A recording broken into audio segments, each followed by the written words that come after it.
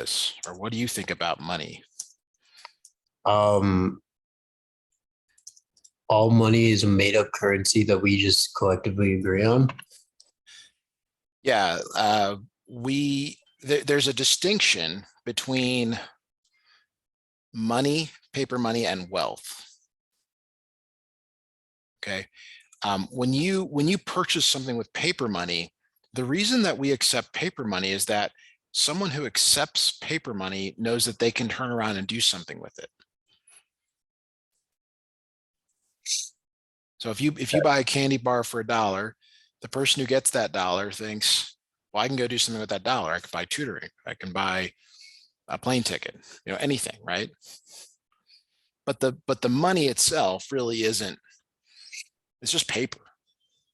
Right. In fact, it's worthless paper because like you can't do anything else with it. You can't you can't like it's not part of a game. You can't put ideas on it. Like it literally has no value unless we think it's a way to exchange goods and services. Okay. You sound like maybe you've not heard of it that way, or because you think you've got something here when you see I'll just throw out $100 bill on there, right? You think, oh my gosh, I got $100 bill, but it's not that that's the value. It's that you can go take that $100 bill and go do something with it. Right. So we in this country believe in our paper money. We don't worry when someone hands us paper money. There are parts of the world where when you get handed paper money, you say, I better go, check the exchange rate on this before I take it, because you don't know if it's worth anything or not. Think of the peso. It's if you've looked at that in a while, it's changed, dramatically, and you got to be careful there that somebody hands you 100 pesos. Maybe 10 years ago that was $10 or something roughly. Now it might only be worth $5, and you got to be careful. Right. So is there enough there for you to write down a couple sentences? Um, Or do you need some help with that? I think there's enough. We said because the difference between paper money and wealth, right? Well, I was going to get to that. I never really got to it. Wealth is different than money. Right. Wealth is an accumulation of assets, and money is just one part of that. Like you can be rich but not wealthy, but you can be wealthy but not rich. Yeah. It depends how you define each of those words. I mean, there's a really good book, Rich Dad, Poor Dad, that talks a lot about this subject. You can make $1 million a year and spend all of it, or you can make $50,000 a year and save $30,000. Right.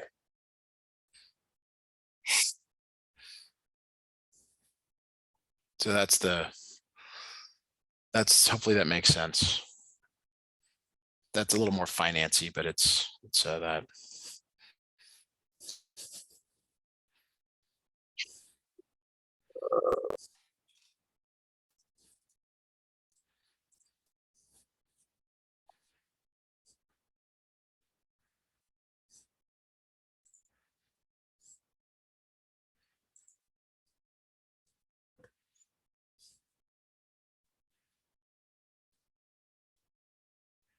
Let me know when I can go on to B.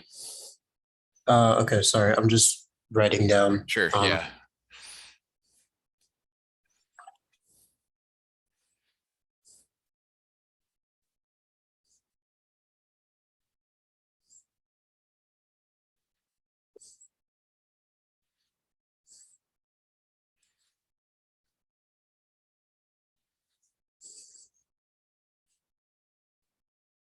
Okay, cool.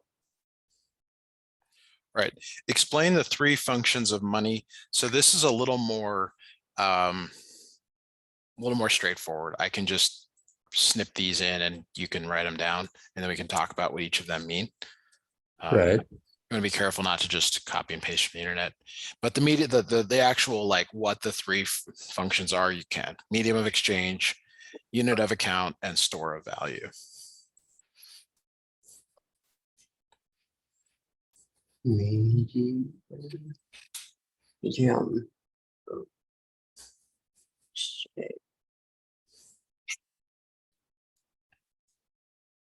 Uh, would store value be the most important?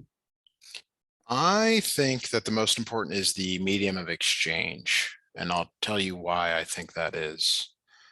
Um, well, sorry, maybe it is store of value.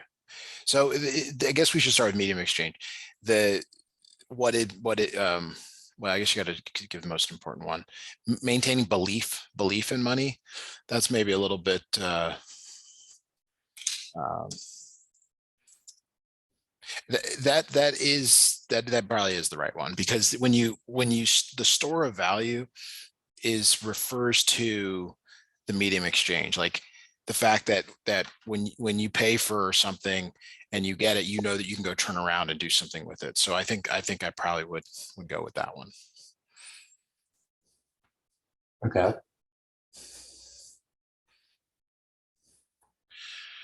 All right, part C.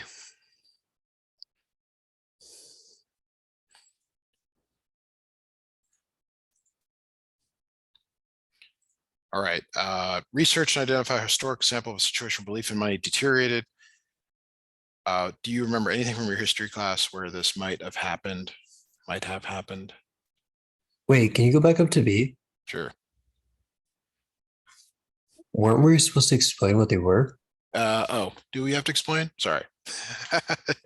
Good, you caught me. I didn't explain it. So medium exchange is uh, people using it for goods and services. So the classic example of this is, like, let's say you're a farmer and you make wool jackets, and I'm a farmer and I have cows that make milk. And at some point in our lives, I might want a warm jacket and you might want some milk. And we just exchange, right? Okay, here's a jacket, here's some milk. Well, after I got a jacket, I don't really need any more jackets. I don't have any more people for jackets, but you still need the milk. Right. So the idea is that if we had to rely on trade or the barter system, we would really struggle, because like, not everybody needs tutoring services, right? And not everyone needs wool jackets, and not everyone needs whatever thing you're selling. But if we have this intermediary, which is the dollar bills, then we can buy stuff. And that's what leads to the store of value. Okay. The store of Mhm. value means that it retains its value to keep exchanging it. I see. Okay. So like when I get paid for this lesson, okay, I don't have to run around real quick and like pay my electric bill, because I can pay it at the end of the month or whenever it comes in. I don't have to worry about that the money is going to become worthless.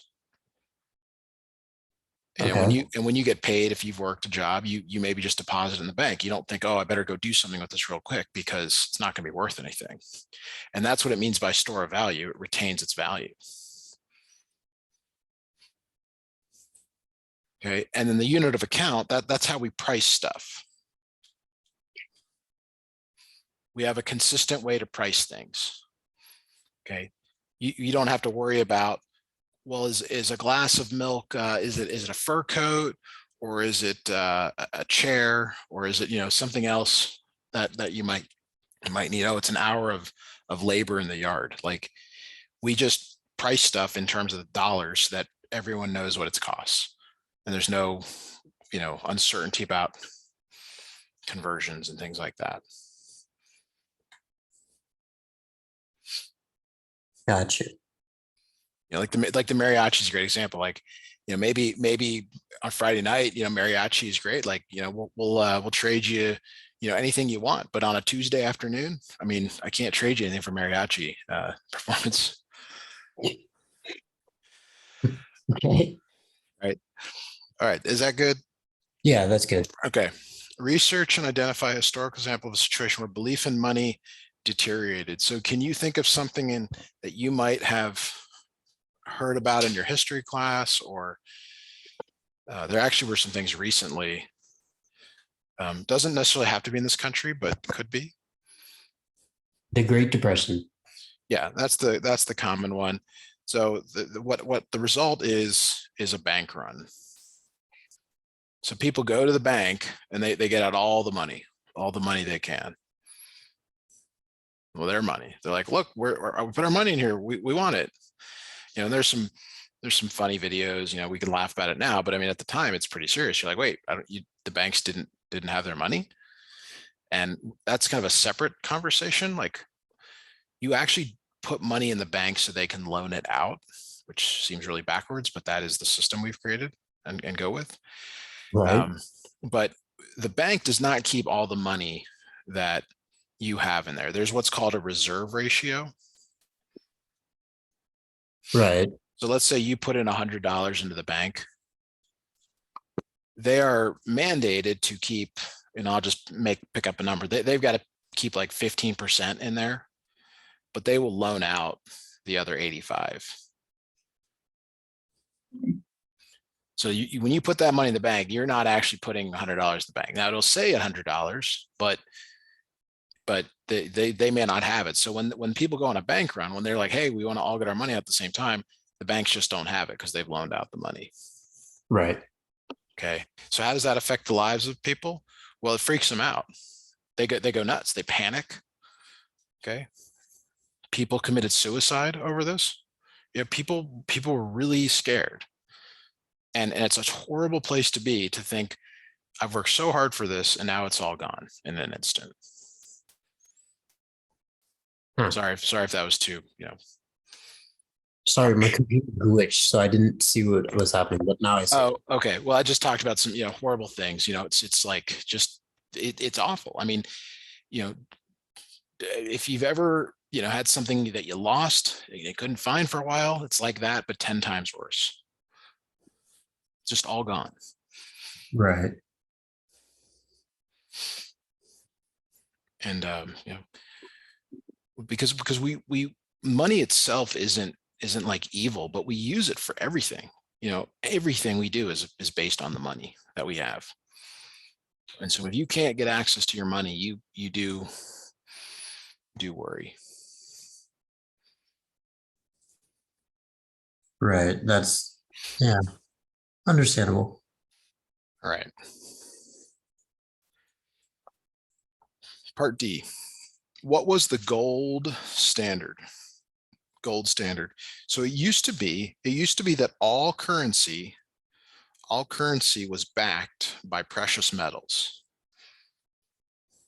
All currencies, but in this case, it's all currencies backed by gold, right? So in the US, for a long time, it was backed by gold, which meant that the government the banks had to keep gold, because people didn't believe in the paper money. They're like, I don't, they even though you'd have paper money, you knew you could go in and get gold for it.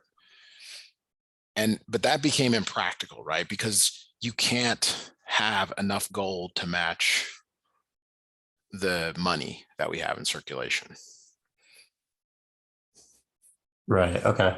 But the idea was you could always go get the gold if you wanted, and you could actually still buy gold and silver and other precious metals. And depending on which belief system you have, right or wrong, some people say you should own some don't. That's a different class altogether. But it relates to Adam Smith's quote above, because when you stop believing in money, you want something that actually does have value. And gold is tangible. You can touch the gold. So while the paper money is belief, the gold is tangible.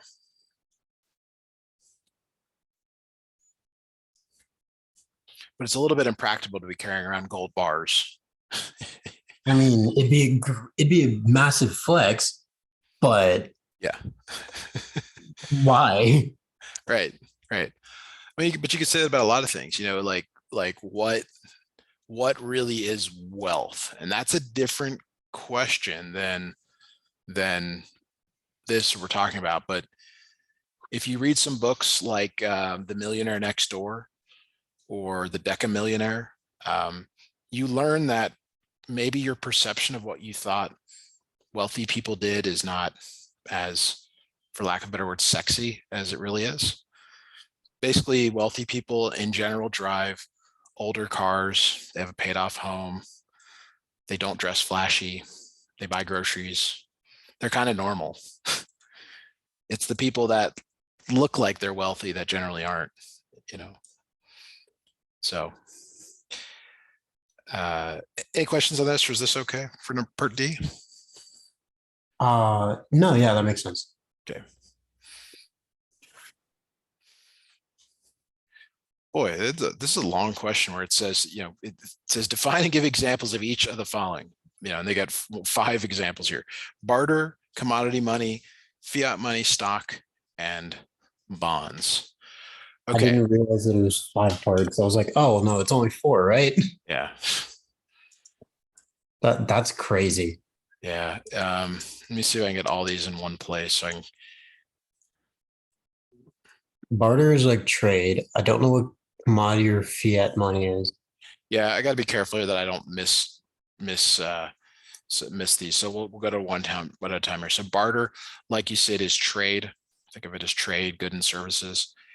No money is exchanged, basically. That's an Right. important thing. No money. So commodity money is something like gold. So it serves as money.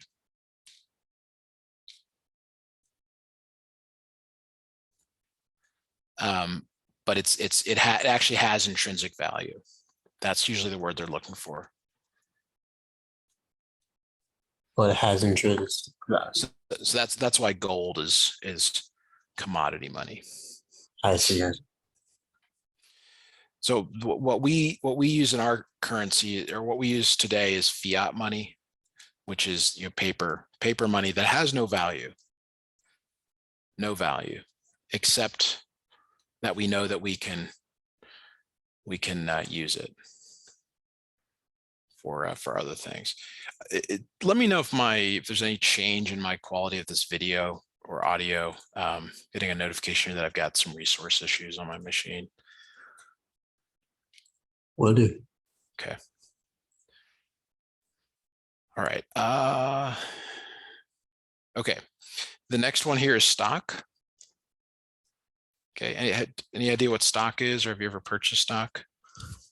I didn't purchase it, but I do know what it is. It's like the ownership of some part of a company's like budget or something. Yeah, you own a part of a company. A little certificate that says you own a share of a company. I remember on my old phone, it would just randomly show me like the stocks of like Xerox. And I'm like, okay, cool. Why do I need to know this? Yeah. Well, some people believe that the stock market, is the only kind of free money that you will get in your life. You invest in a company like, let's say, take a real popular one like Apple or Tesla. It's probably going to go up in value. You didn't do anything, and you got more money after purchasing the stock because it went up in value. Right. Bonds are kind of the other direction. These are debt instruments. So bonds are sold by either the government or a corporation, but they're essentially debt. But they get repaid by the debt holder. So like if you and I had a company and we needed some money, we would sell a bond, and the investors might be willing to do that. We'd get the cash, but we'd have to pay back over time that bond payment. You ever played SimCity? It's kind of an archaic game. I did once. Okay, they always do. There's always they always say, hey, get a bond so you can get some money when you run out of money in the game. I guess, yeah, that they have a point. Makes sense. They do in SimCity and was the BitLife or whatever, right? Yeah. The cities do them. You'll every once in a while see like when you start voting, it'll say, bond measure for, new roads or new schools or, something, new stadium. Right. All right. B here is transaction demand for money, asset demand for money. I actually have no idea what this is referring to. So I'm going to look this up. I You think have I any was idea? asking this day because I do not remember either. Okay, so transaction demand for money, that's when you and I day to day require money, cash. Okay, like you want to go to Starbucks in the morning, or you want to buy put gas in your car, or you want to get something out to eat. Okay. That's the transaction. Transactions are the things that we do when we exchange money for services and goods. Yeah. The asset demand for money is if you make investments. Okay, so the asset demand for money is like you buying things like stocks, bonds, mutual funds, commodities. Depending on how you're feeling, Bitcoin or these types of I don't know what to call them. They're not really currencies, but they're Cryptocurrency? yeah, we'll say. I mean, they're not really currency, but they call them, crypto. Depending on who you believe. Like what is the definition of it? By the way, if you want to read a really, if you're kind of into conspiracy theories, there's one about Steve Jobs being the one who invented Bitcoin. There's an article you can find on that. That seems interesting. Yeah. The timeline all works out, but I mean, we don't know. We have no idea. So,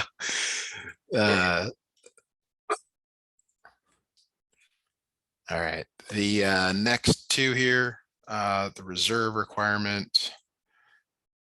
Why don't they just make these separate bullet points? All right. The reserve requirement, we kind of mentioned that earlier. That's what banks are required to hold at any time. That's the whole, like, if you put in $100, they're not going to keep all 100 of it. They're going to keep some percentage. And that's the reserve requirement, is what percentage they have to keep. Isn't it like 10% in the US or something? I don't know and it does kind of change depending on what's going on. Right. Yeah. I can't tell you for sure. I don't know why they would disclose that either, because it seems like it would be problematic. But I don't know. I mean, there's, yeah, I mean, it's sort of upsetting if you think long and hard about like the fact that the money you have actually isn't there, but you don't want to just keep it in a cookie jar in your house either. But you think there'd be something better, but there really isn't. The money multiplier is the inverse of the reserve requirement.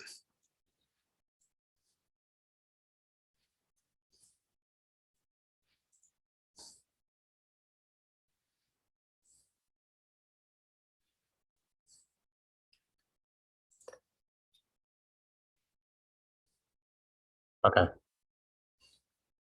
That's weird, but okay. Yeah, there's this they talk about in this course about how money is actually created, and it has to do with the money multiplier. It's the fact that the banks take your money, but they loan it out, and then it has to be paid back in greater sums than you got. And that's why, people always say that the pie, the slice of the pie, is just getting bigger. It just can keep growing over time. See. Maybe you've heard that. I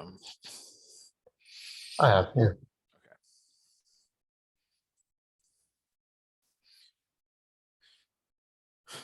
All right. Fiscal policy and monetary policy. Have you turned 18? Just curious yet? I turned 18 this Sunday. Oh, like yesterday or upcoming? Upcoming, the 30th. All right. That's exciting. That's awesome. Yeah, so you're gonna be able to vote. You're gonna be able to look at elections now and maybe have some more, wonder like, what are they talking about? You'll see these debates and they'll say, we're talking about fiscal policy here. And fiscal policy is basically the government and how they spend the money. Okay. Government and how they spend the money. Do you have any idea where the money the government gets comes from? Our taxes. Yes, from you, me, and everyone else. They do not produce anything, for lack of a better word. But we do need them, right? Like we need, well, they got to be careful here. Like we don't get political, but we have a border, we have military, we have national parks and highways and all that stuff, right? But the government is not a business. Like they don't generate goods and services. That's true. The way that like if you or I were to go and make a mariachi business, we got to get out there and we got to get money coming in. We got to get bookings, and we got payroll, and we got outfits and cleaning and music repairs and all that stuff, right? Right. But fiscal policy just deals with how the government spends the money, which comes from taxes. They call it tax revenue. They kind of want to make it sexy, but it's not. It's just taxes. Right. So monetary policy it's like the tools that they have here at their disposal. So the government has ways that they can influence the economy. And they have some, so the ways that you see this is you'll every once in a while see an article where it says interest rate changes. Okay. You'll see things about inflation.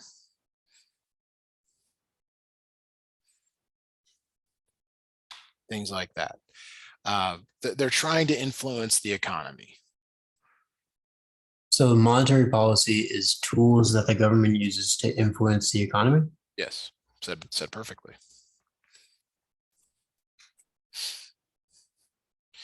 And what's if you believe in capitalism, if you believe that like in a capitalist society, like the less influence, the better, the economy is going to always kind of do what it needs to do. These tools don't really work because they're not achieving the same objective as just letting the economy run and do its thing. But they're sometimes needed, depending on what's going on in the world. Like, for example, we've had like shortages of certain stuff. Remember when we couldn't buy toilet paper? If you remember that 3 years ago, right? Like, it's not exactly a monetary policy, but think of that as like wait, like we can't just like have the rich people buy all the toilet paper, right? Like, yeah, you're gonna get one box of toilet paper for the next 2 weeks, okay? And like that's probably the best explanation, like a tool. It's like we don't want to have people go nuts, and we have to sometimes intervene. If everyone behaved responsibly, we wouldn't have to, though. Right. If nobody ever, you wouldn't see speeding tickets if people would just observe the speed limit, but they don't.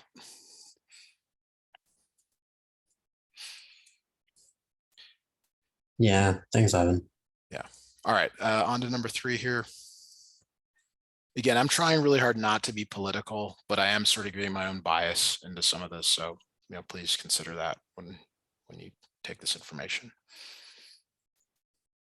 All right, draw a money market graph. Draw the money market graph showing the demand and supply for money. Explain why the demand for money is downward sloping. Explain the relationship between the interest rate and the investment. Explain an increase in the money supply will affect aggregate demand.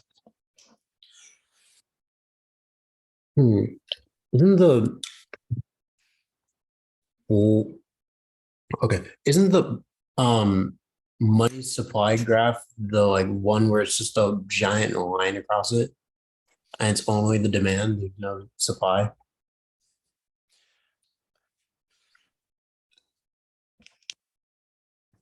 Sorry, I'm got a little thing with it. Yeah, there's only the downward slope, and then there's the this vertical line here, it looks like. I Huh. think that's what you meant. Yeah. Okay, so that's demand, that's supply.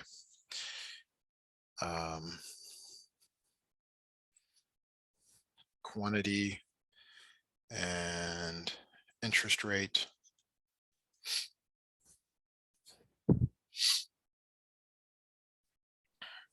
All right. So what do you think here? Explain the relationship between the interest rate and investment, and explain how an increase in the money supply will affect aggregate demand. I mean, I think what they're talking about is moving this S over like that.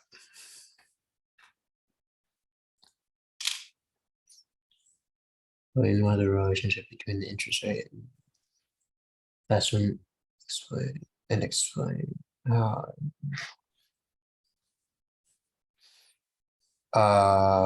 Yeah. So, So what I'm seeing here is this leads to a shift in the demand curve out also. but that would be a double shift. So no, because it would stay the same. Because that would mean because if supply increases, then it's a decrease in the demand, right? Yes. Yeah. Although I'm seeing that the aggregate supply does, or the aggregate demand does move, the examples I'm seeing here, but I'm not sure. This is kind of outside of my comfort zone. Let me see if I can do a little more looking into this.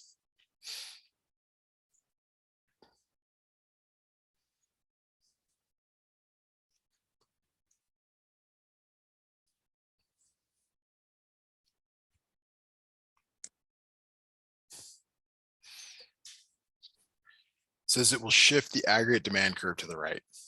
So I keep saying. Oh, So okay. if you don't like that or don't agree, I would just ask you to check with your instructor to see if they have this. Okay. These are And not. would supply move at all, or would demand only move? No, they both move. They both move, but the demand curve also moves out. Okay.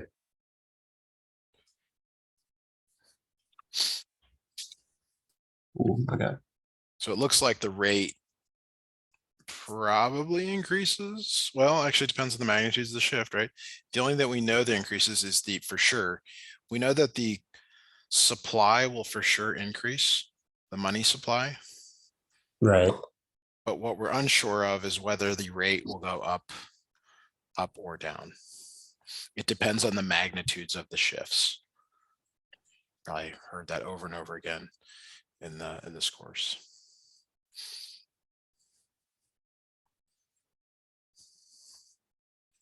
The money supply goes up, but the interest rate is indeterminate. Yes.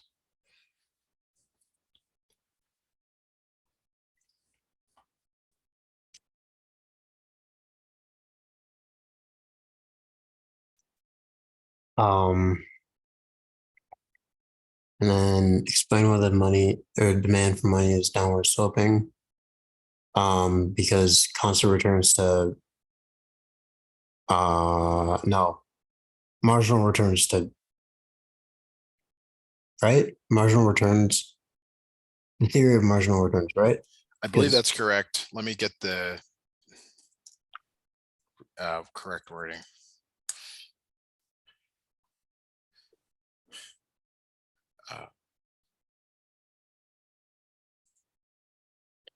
Let me see. This is such a textbooky thing.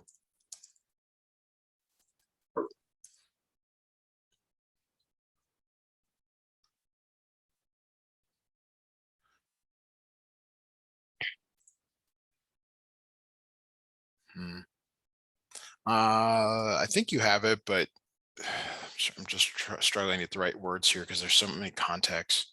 Demand curve.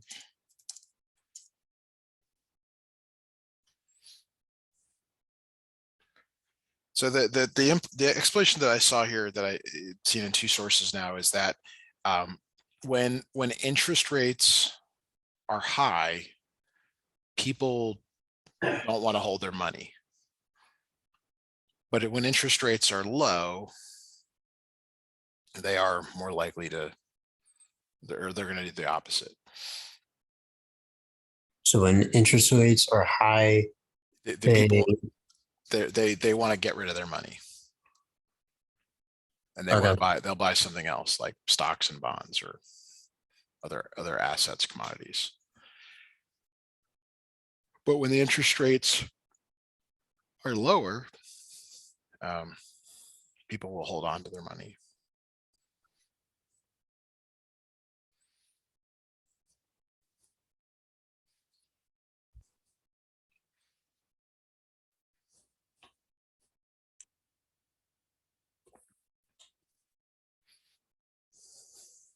Okay. I think we got all that. Assume an economy is experiencing inflation. Oh, it's like what we're experiencing. Identify the 3 things the central bank, can do to fight inflation and how they affect investment and consumption. Okay, explain what might be used to fight inflation rather than fiscal policy. All right. We should tell the Supreme Court about this. Yeah, it's a nightmare. I mean, it's so bad. Like when your money is no longer worth what you thought it was worth, you're just like, oh, why did I work so hard for this? Because now it's not worth as much as it was. And then everybody wants more. Everybody wants just more for everything. So you can't buy as much. Yeah.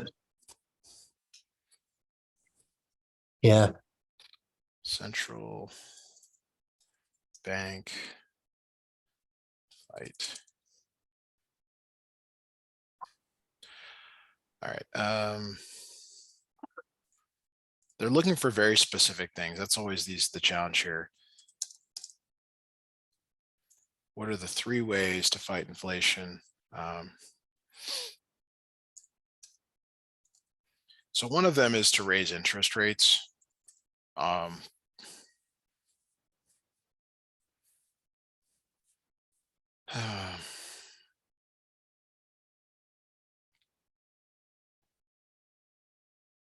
Wait, are we doing the right problem?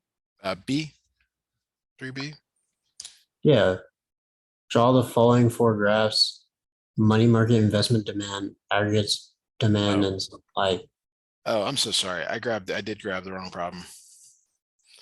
We'll look at that later. Okay, sorry. Just all right. Money market, investment demand, aggregate demand, inflationary graph, and the Phillips curve. Oh boy. Okay. Oh boy. Boy, these are always tough for me, but we'll try here.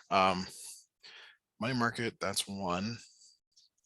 Investment demand, aggregate demand, and supply, and the Phillips curve. Okay. Okay, money market graph.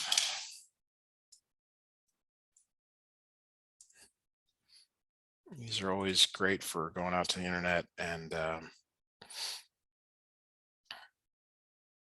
so something like this, which we kind of already looked at. This is for number 1.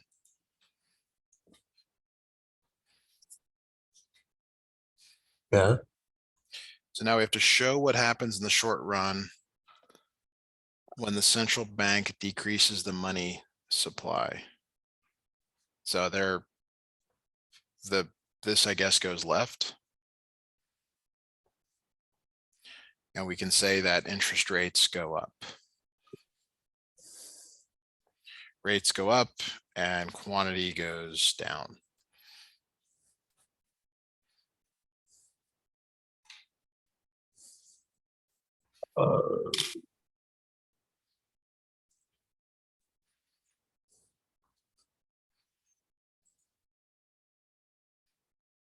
My okay.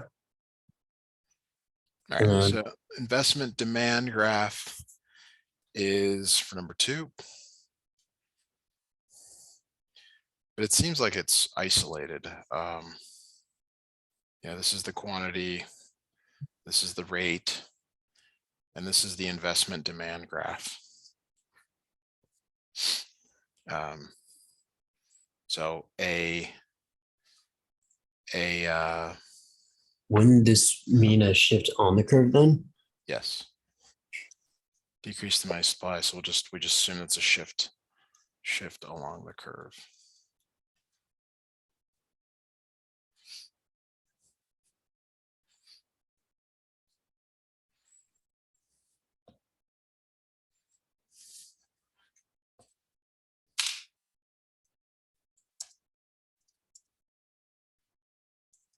Man, okay. And then the third one was aggregate. Aggregate Oh my. demand and supply showing an inflationary gap. Oh, that one I actually know. Oh, you do? Okay. Yeah. It's like a cross for the AS and AD, right? Yes. And then the inflationary gap would be long run aggregate supply on the left of equilibrium. Okay. I got a picture here that I think is what you just said. Yeah. Yep.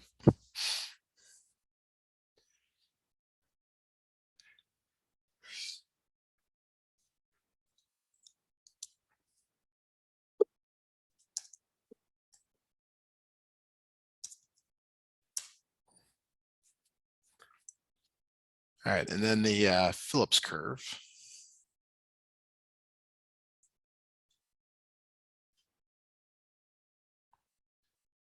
Do you guys actually show it as a curve? Do you remember? I do not know. Okay. I mean, it is a curve. I just don't know if like, No, because like some of them are curves, but they look like straight lines. yeah, you guys just graph them straight lines. And the reality is none of these are actually straight line. Yeah. So the Phillips curve here, number 4, inflation and unemployment.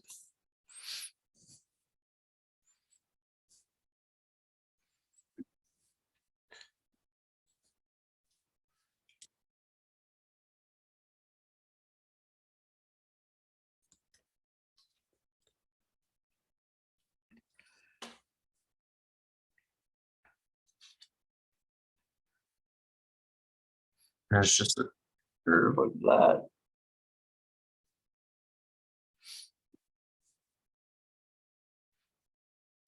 And then, okay. All right. So then the next part of this question asks you to, well, we sort of, I guess we lost track of like what happens. But when you shift along the curve here, I mean, I assumed here, like again, the rate increases and the quantity decreases. This here, the price level increased and the quantity decreased, which is bad. And here, I believe the inflation will increase and the unemployment will also, I guess you're going left, so I guess it will go I down. guess it would decrease, but it would technically. Not sure I agree. I mean, you typically inflation and unemployment go in the same direction. Wouldn't to the left be increasing anyway because you want to have the lowest. Oh, that's right. Yeah. That's right. Yeah. That's exactly it. That's the, the oddities of some of these graphs.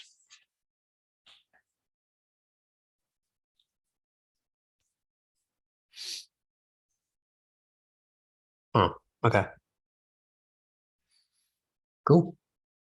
All right. So now we can move on to, well, we're really close to being out of time. We'll see what we got here. And, I mean, if you need to, you're welcome to grab your sister's session tomorrow or part of it if, she's not needing all of it. 4A here, assume the economy is in a recession, identify how fiscal policy can be used to close the recessionary gap. So remember, fiscal policy is just how the government spends their money. It's not anything to actually affect it. Whereas monetary policy is like the tools to actually to do that. All right. So the the fiscal policy, these are like how the government spends its money. We'll do a quick search on that fiscal policy.